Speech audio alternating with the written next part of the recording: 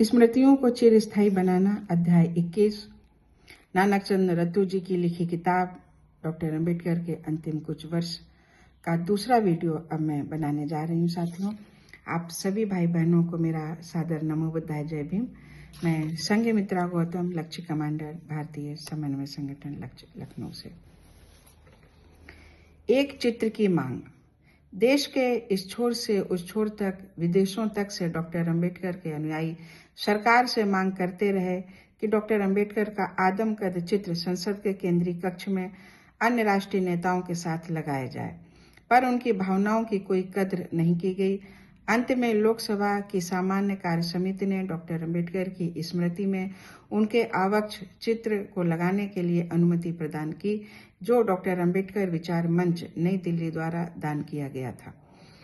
उस समय के लोकसभा अध्यक्ष बलराम जाखड़ ने 9 अगस्त 1989 को इस भव्य चित्र का अनावरण किया। इस अवसर पर बोलते हुए उन्होंने कहा, ये हम सबके लिए गर्व का विषय है कि हमारी मातृभूमि के एक महान सपूत के चित्र के अनावरण का समारोह इस ऐतिहासिक केंद्रीय कक्ष में आयोजित किया जा रहा है। उनके लिए सबसे अच्छी श्रद्धांजलि तो ये होगी कि जिन उच्च आदर्शों और सिद्धांतों के लिए डॉक्टर अंबेडकर ने संघर्ष किया और जिन मूल्यों के लिए उन्होंने जीवन भर स्वप्न देखा, उसके लिए हम स्वयं को फिर से समर्पित करें, क्योंकि वह आज भी समीचीन है। बाद में इस चित्र को वहां से हटाकर संसद के संग्रहालय में स्वतंत्रता संग्राम सेनानियों की विशिष्ट वीथिका में लगा दिया गया। इससे विशाल दलित समुदाय को जरा भी संतोष नहीं हुआ और डॉक्टर अंबेडकर के आदमकद चित्र के लिए संघर्ष जारी रहा।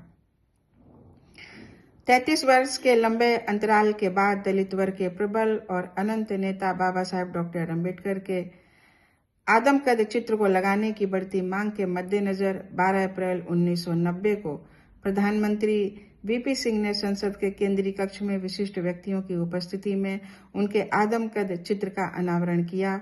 इस अवसर पर बोलते हुए प्रधानमंत्री ने कहा कि चित्र लगाने का आशय ये नहीं कि गरीबी दूर हो गई है।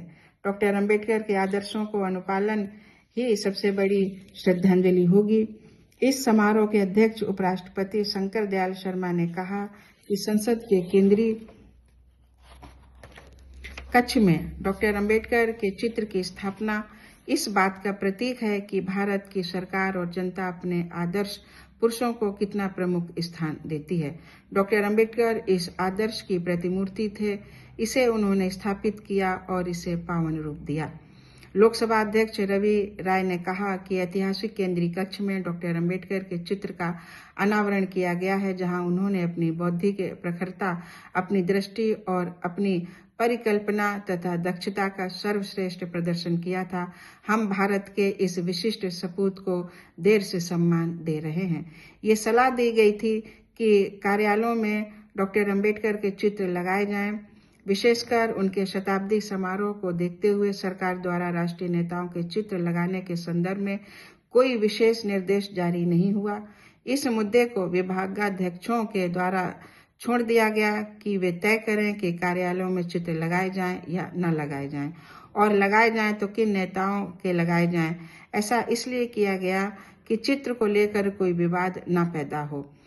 कल्याण मंत्रालय ने यह बयान जारी किया कि उनके मंत्रालयों, विभागों, दफ्तरों, अर्धशासकीय संस्थाओं, स्थानीय निकायों आदि ने शताब्दी समारोह के उपलक्ष्य में डॉक्टर भीमराव रामजी अंबेडकर के चित्रों को प्रदर्शित करने की योजना हाथ में ली थी। डॉक्टर अंबेडकर द्वारा 20 मार्च 1927 को किए गए ऐतिहासिक चौदार तालाब सत्याग्रह की स्मृति में महाराष्ट्र सरकार ने वहां एक विशाल मूर्ति की स्थापना की और पास ही एक सुंदर बुद्ध विहार तथा छोटी सी वाटिका भी बनाई। यह सत्याग्रह दलितों के इस अधिकार के लिए किया गया था कि वे अन्यायी, क्रूर, सड़े गले और जाति भेद से पीड़ित समाज द्वारा प्रतिबंधित जल स्रोतों से जल ले सकें। यहाँ डॉक्टर अंबेडकर ने जल लिया और उसे पिया था। ये स्थान एक तीर्थ स्थल हो गया। यहाँ लोग साल भर आते रहते हैं। चौदार तालाब से थोड़ी दूर पर 51 फुट ऊंचे एक ही पत्थर से तराशे गए क्रांति स्तंभ की स्थापना की गई। ये स्तंभ राजस्थान के पीत पत्थरों से बना है। इसे बाबा साहेब डॉक्टर अंबेडकर महाड क्रांति स्वर्ण महोत्सव समिति मुंबई ने दलितों और अछूतों की मुक्ति के क्रांतिकारी आंदोलन की स्मृति स्वर्ण जयंती में स्थापित किया। आगे फिर मिलते हैं दूसरे वीडियो में, तब तक जय भीम साथियों।